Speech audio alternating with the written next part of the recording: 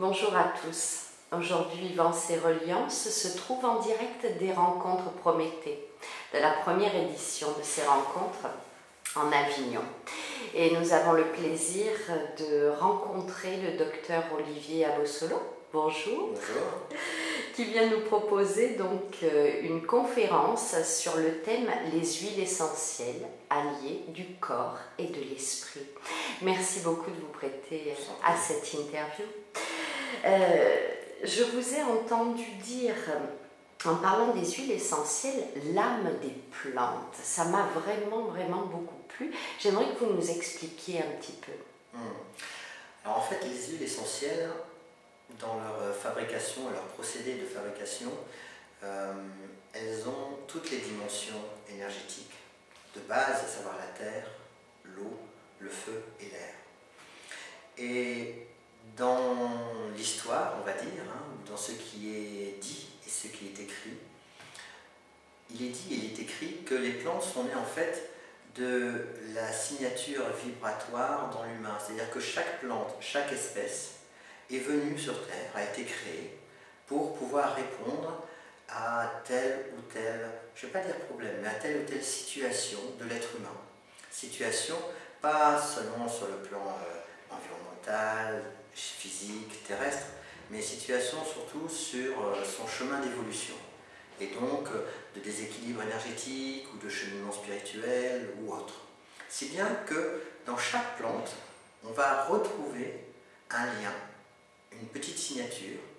Un thérapeute en médecine quantique vous dirait une fréquence qui est reliée à celle de l'être humain. Et le procédé de fabrication des huiles fait qu'en fait, on va extraire cette fréquence de la plante. Elle va se retrouver dans l'huile. Et c'est pour ça que l'on dit que l'huile essentielle est l'âme de la plante. Parce qu'elle recèle en elle tout le code, toute la codification fréquentielle, vibratoire de la plante. Et qui plus est, avec elle aussi, dans l'huile essentielle, cette partie qui nous relie, nous, à la nature, et qui nous donne ce lien commun avec la nature et donc avec la plante. C'est puissant ce que vous dites. C'est pour ça qu'il est important de plus en plus d'avoir un lien de cœur à cœur avec la nature. C'est pour ça qu'en ces temps-ci, vous avez des mouvements, je vais dire écologiques, mais qui ne sont pas forcément politiques, qui sont de l'écologie citoyenne, individuelle. De cœur. Voilà. Vous voyez de plus en plus des gens qui sont un peu embarrassés quand ils voient quelqu'un jeter son mégot dans la rue ou trouver une bouteille de plastique dans la nature, sans forcément être pro-bio, pro-machin, pro-écologie, tout ça, non. Mais on est dans une dimension de cœur, et la nature, c'est notre première sœur, celle avec qui on est en direct. Et la Terre, c'est notre deuxième mère. Après notre mère génétique, enfin humaine, on va dire ça comme ça. Et donc, l'huile essentielle tient son efficacité, et en fait, de sa présence, pas de sa puissance. On entend souvent dire, les huiles essentielles, c'est puissant, c'est puissant. Oui, il y a une puissance, mais l'efficacité et surtout la validité de l'utilisation des huiles essentielles est reliée à leur présence. Parce que les huiles essentielles sont présentes dans tous les compartiments de notre être.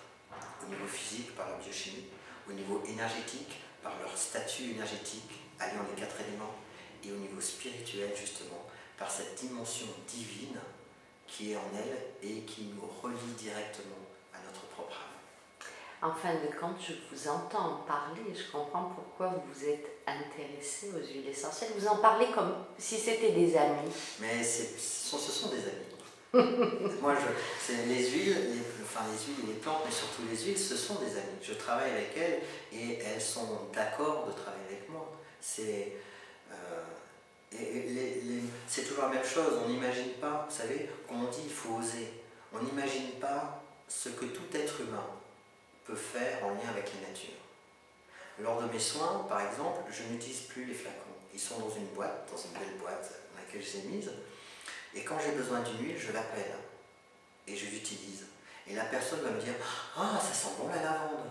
Ah, c'est marrant, ça sent le bois. Ah, j'adore le citron. » Je n'ai pas sorti le flacon de la boîte. Je n'ai pas sorti le flacon de la boîte. J'entends. Et tout ça, tout le monde peut le faire. Ce qui est important aussi, c'est que tout le monde peut le faire. Imaginez que vous êtes devant une télé, avec une télécommande, et puis qu'à un moment, ça fait 3 ans, 5 ans que vous avez la télé, puis tout d'un coup, par inadvertance, vous appuyez sur un bouton sur lequel vous n'avez jamais appuyé. Et puis vous dites, ah, bah, je peux faire ça.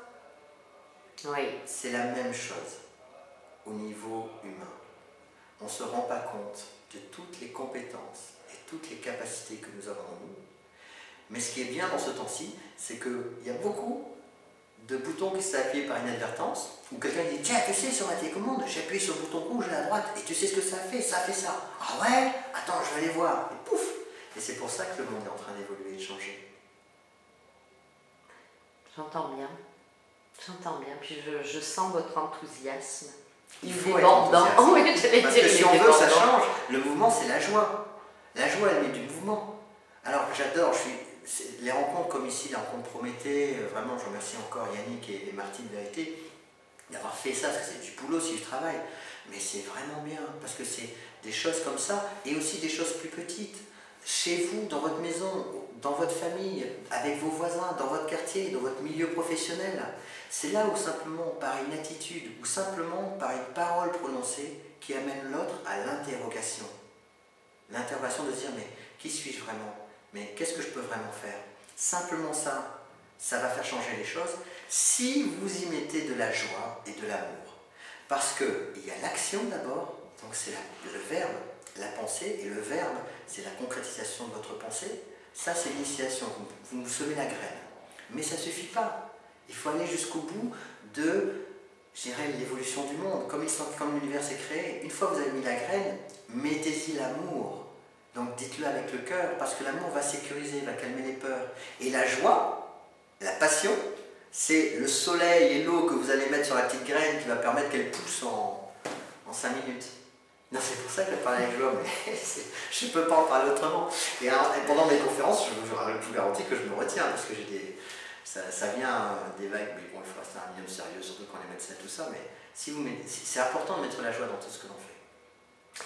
Dites-moi, les huiles essentielles en tant qu'amies, est-ce qu'elles peuvent être utilisées par tous avec facilité, et est-ce qu'elles peuvent justement concerner tout le monde?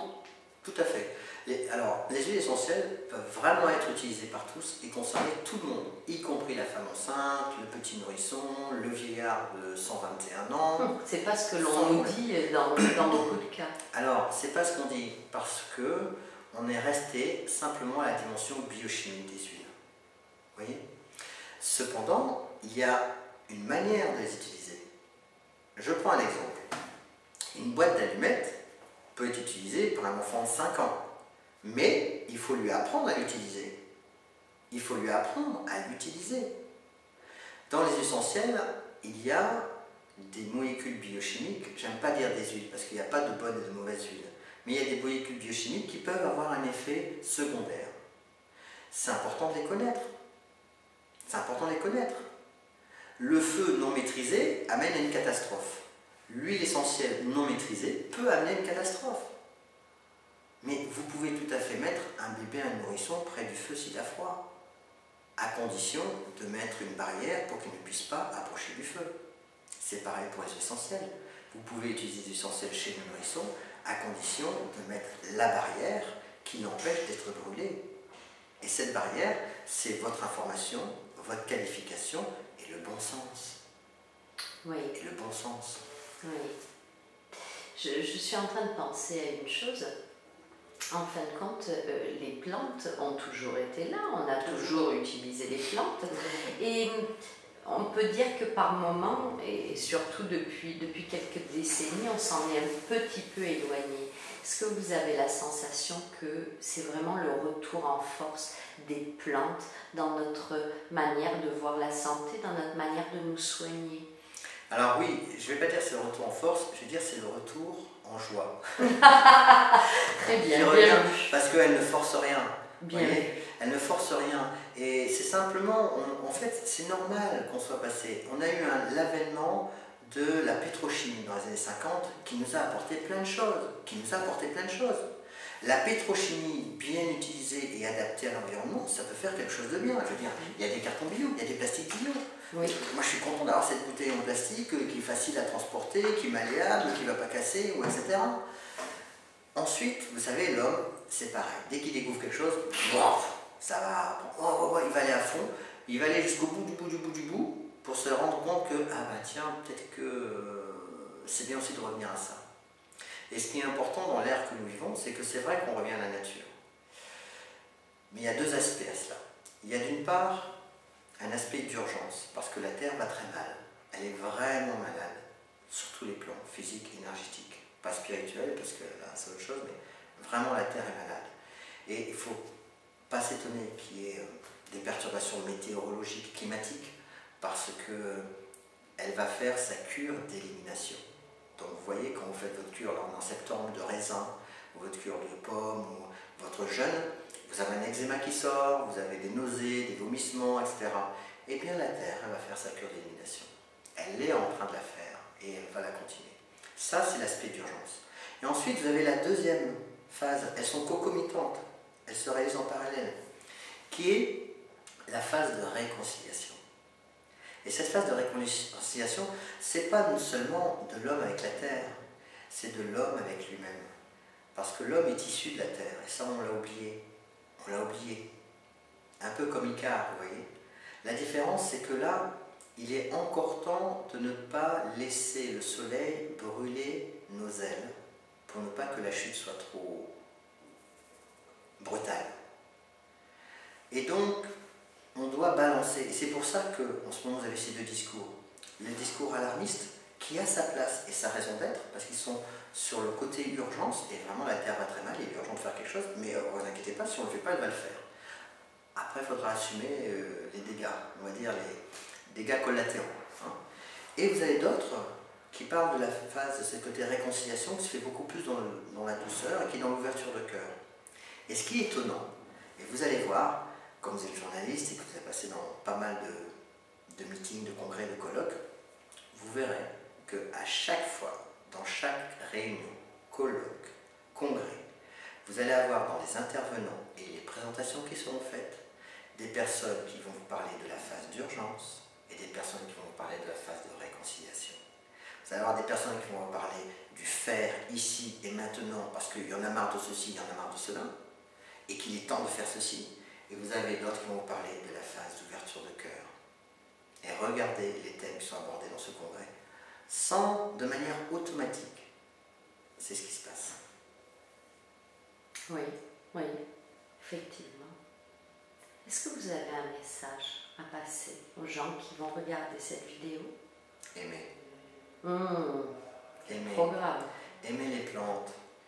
Aimer la nature, notre mère terre qui nous environne. Parce que c'est ça qui la nourrit au plus profond de nous-mêmes. Et aimer la terre, c'est d'abord la respecter. Il n'y a pas d'amour sans respect. Donc commencez à respecter la mer, terre, la nature, les plantes. Et commencez à vous respecter et à respecter l'autre. Parce que nous faisons partie de la nature. Nous faisons partie intégrante de la nature. Il n'y a rien que l'homme n'ait inventé ou n'ait construit qui ne vienne pas de la Terre. Rien. Absolument rien. Y compris la navette spatiale, les satellites, tout ce que vous voulez, l'Airbus A380, il est issu de matériaux qui viennent de la Terre. L'homme n'a fait que les transformer. Parfait. Si on perd la Terre, on se perd. Alors le message, c'est aimer. Aimez votre terre, aimez vous-même, aimez les plantes, aimez l'autre.